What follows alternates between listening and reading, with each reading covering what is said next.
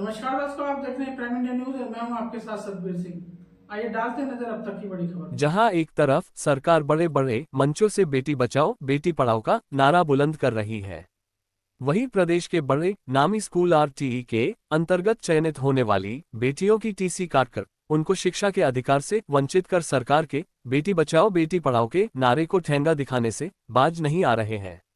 मामला गाजियाबाद के शास्त्री नगर स्थित नामी उत्तम स्कूल फॉर गर्ल्स का है, जहां अमित कुमार की पुत्री का चयन शिक्षा सत्र 2023-24 में निःशुल्क एवं अनिवार्य बाल शिक्षा अधिकार अधिनियम की धारा 12(1) के अंतर्गत उत्तम school for girls Shastri Nagar में अलवित समूह में प्री प्राइमरी में हुआ था।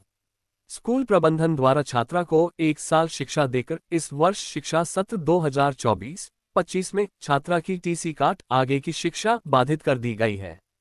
इसको लेकर गाजियाबाद पेरेंट्स एसोसिएशन के पदाधिकारी और अभिभावकों का क्या कुछ कहना है, आइए देखते हैं। गाजियाबाद से प्राइम इंडिया न्यूज के संवाददाता गौरव रालाहान की ये रिपोर्ट।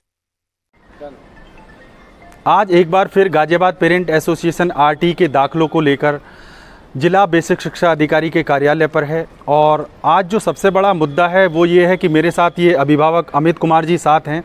इनकी बेटी का सिलेक्शन जो है आरटी के अंतर्गत वर्ष 2023-24 में प्री प्राइमरी क्लास में उत्तम स्कूल फॉर गर्ल्स जो गाजियाबाद का सबसे बड़ा गर्ल्स का स्कूल है उसमें हुआ था और स्कूल प्रबंधन द्वारा 1 साल इनके बच्चों को पढ़ा के जब इस वर्ष बच्चा नेक्स्ट क्लास में आया तो उसका नाम काट दिया गया बिना किसी रीज़न के। ये गरीब बच्चे हैं, एससी वर्ग से ये आते हैं, तो क्या गरीब बच्चों को शिक्षा का अधिकार लेने का अधिकार नहीं है? और इसीलिए आज हम यहाँ जिला बेसिक शिक्षा अधिकारी जी को हमने ज्ञापन सौंपा है और जिला बेसिक शिक्षा अधिकारी जी के साथ साथ हमने बाल आयोग को, अनुसूचित जाति आयोग को और सभी तमाम अधिकारियों को इनके बच्चों को लेके हमने दाखिले के लिए लेटर दिया है, क्योंकि 6 से 14 साल तक के बच्चे की कोई भी स्कूल टीसी नहीं काट सकता है और 8वीं तक के बच्चों को फेल नहीं कर सकता है। उसके बाद भी उत्तम स्कूल फॉर गर्ल्स ने आरटी अधिनियम 2009 का धज्जियां उड़ाते हुए इनकी बेटी का जो है नाम काट दिया गया है।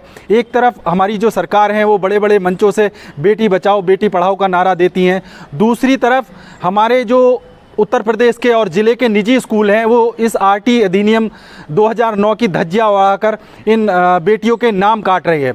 मैं अमित कुमार, पिछले साल मेरी बेटी का उत्तम स्कूल फॉर गर्ल्स आरटी के तहत एडमिशन हुआ था एलकेजी क्लास में। यूकेजी क्लास में आने के बाद मेरी बेटी का स्कूल से टीसी काट के हाथ में दे दिया गया। रीज़न कह रहे हैं कि जाओ बीएसए में पता करो।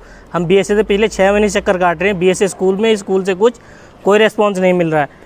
फिर स्कूल में जाने के बाद वो कह रहे हैं खंडाधिकारी के पास जाइए। खंडाधिकारी राठी जी के पास भी गया मैं और शरद भारती जी के पास भी गया, कोई एक्शन नहीं लिया जा रहा है। लेटर बना के दे दिया जा रहा है, स्कूल वाले कोई एक्शन ही नहीं ले रहे हैं।